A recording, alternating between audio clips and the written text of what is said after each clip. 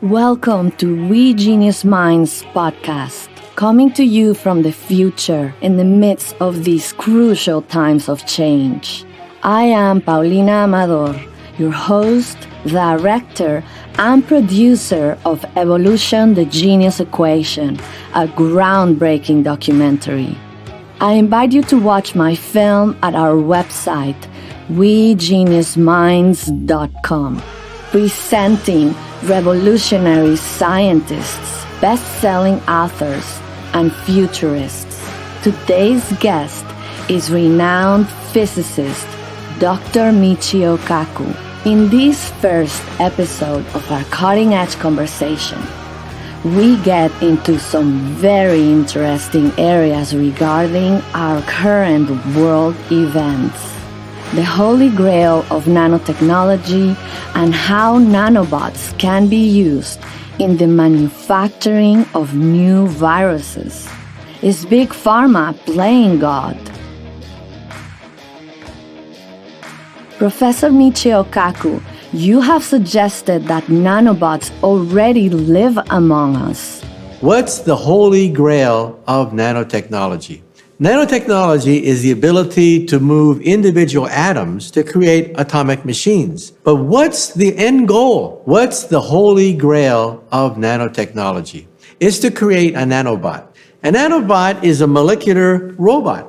It grabs molecules from the environment and creates something new out of nothing. Now, this is something out of Harry Potter. What does Harry Potter do? Harry Potter waves the magic wand and then things materialize out of nothing. That is the holy grail of nanotechnology. We call it the molecular assembler. On Star Trek, we have the replicator.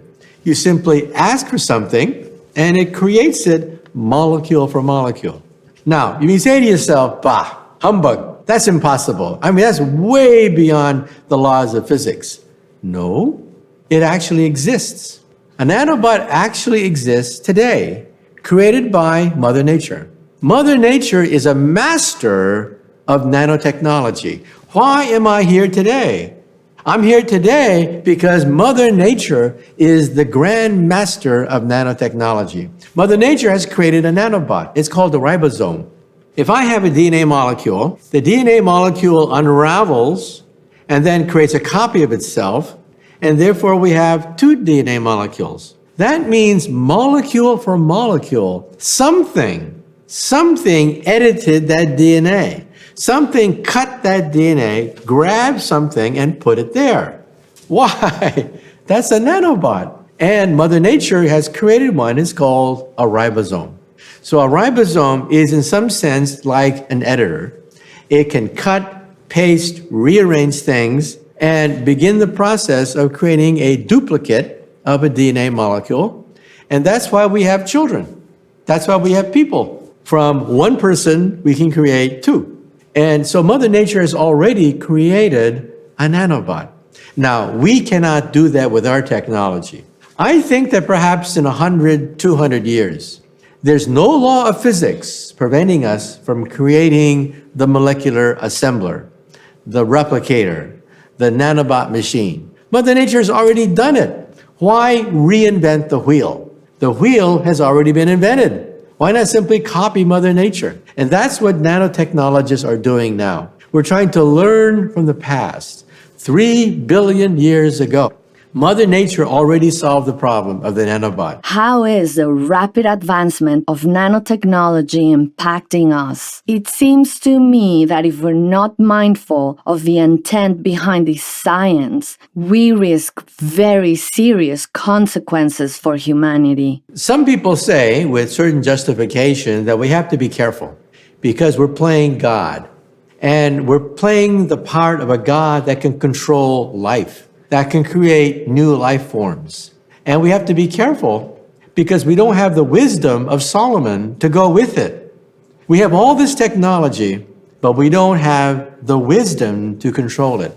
For example, one day in the future, I can envision a high school kid, 16-year-old high school kid, getting a typewriter, typing ATCG, and creating a virus.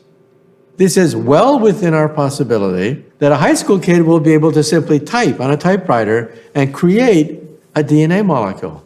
Now, what's the problem with that? The problem with that is that we have now resurrected the greatest killers in the history of the human race. The greatest killer is the Spanish flu virus of 1918. It killed more people than World War I.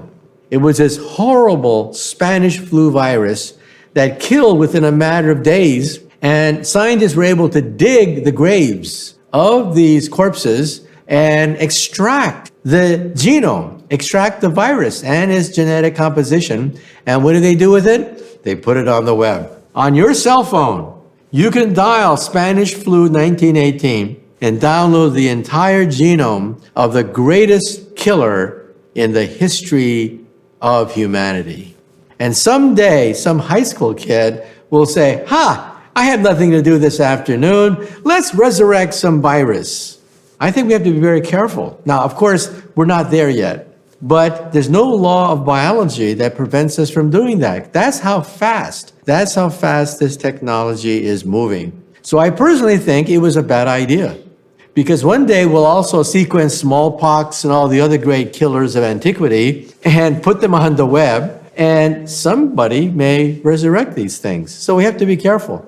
Another thing we have to be careful about is germline gene therapy. There are two kinds of gene therapy. There's somatic gene therapy, and there's germline gene therapy.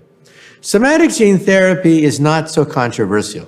It's taking somebody with a genetic defect and curing that person, changing that one gene, and some of these genes are horrible. Like Huntington's disease is a horrible gene. You flail about like you're crazy. You have no control over your body motions. And some historians think that the Salem witch trial of several hundred years ago in Massachusetts, that these women were burned as witches or hung as witches, and one of them suffered from Huntington's disease because she would flail out of control. Well, it turns out that somatic gene therapy will one day cure these people. But germline gene therapy is different. It means you're changing the entire germline of your children, your grandchildren, forever.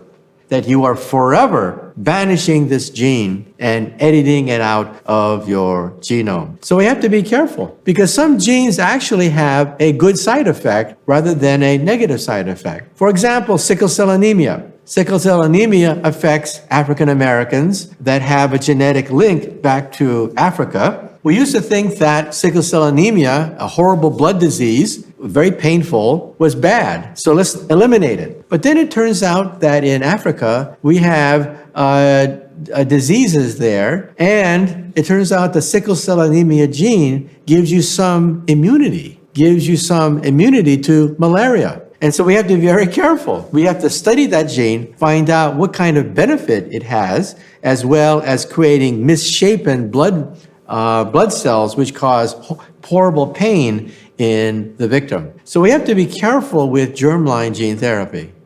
Wasn't that a mind-opening conversation? Join us for part 2. We will continue to discuss all things genius with Dr. Michio Kaku. Make sure to subscribe to our newsletter and don't miss our groundbreaking film, Evolution: The Genius Equation, at our website, wegeniusminds.com. We hope to have inspired you.